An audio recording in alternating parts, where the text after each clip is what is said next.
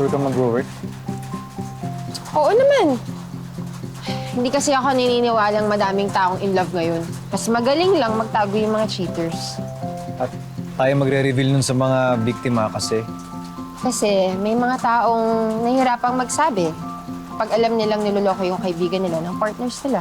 So, we're saving them from a difficult conversation and at the same time, makakawala sa toxic relationship yung mga victims of cheating. O, di ba? Win-win.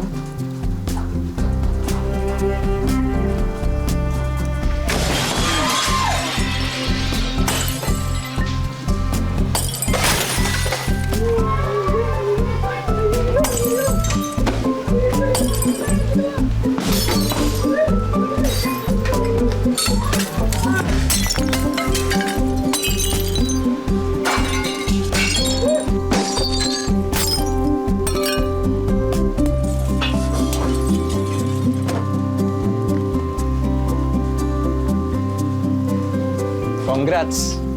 Nag-work yung plano mo. At sorry, nagduda ako nung una. Mas marami pang tao ngayon kaysa nung grand opening namin. Siyempre, dahil sa'yo yun. Wala yun. Nakita mo ba yung Hagulgul Hall? May pila! Grabe, hanggang labas halos may pila na. Oo nga. Pero buti, hindi ka sumisingit. Wala eh, busy eh. Wow, nakakatuwa namang makita kang ganyan. Na ano? Busy-busyhan? No. Moving on.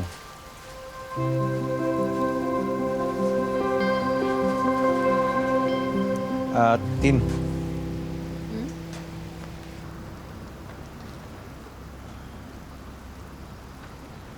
Para saan to? As thank you sa pag-save ng cafe.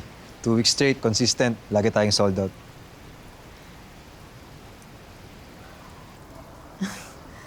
Alam mo ba? Favorite ko to. Actually, yes. Alam ko. Niregaluhan mo ako noon ng favorite kong lavender candle.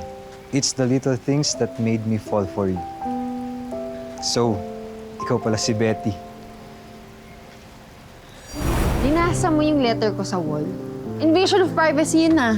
To be fair, nakasulat sa isang public place, tsaka hindi ko alam na sulat mo yon until nakita ko yung mga sulat mo sa orders. Kahit na, hindi pa rin valid reason yun. Alam mo ikaw, tatamaan ka na talaga sa akin eh. Ah, talaga? Baka gusto mong ikaw tamaan sa akin.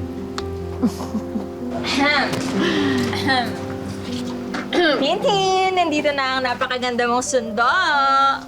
Uy, reserve mo na yung Saturday, ah. Bakit? Ano meron? Ano ka ba? Hindi magdo-double day tayo nila Epon. Hoy, ano ba? Kung nakakahiya ka, nandyan lang siya oh. Free ako ng Sabado. Ay, ang lakas na naman ng ulan!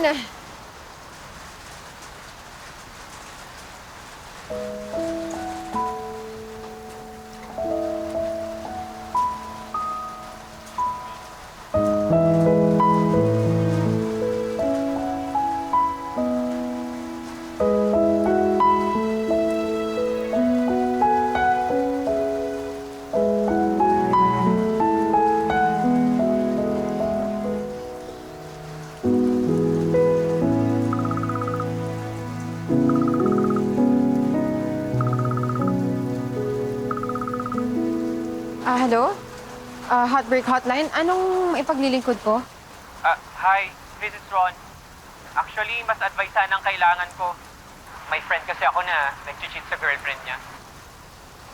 Mag-send ka na lang ng proof. Pati yung contact ng girl. Kami na bahala. No, sobrang nice kasi niya.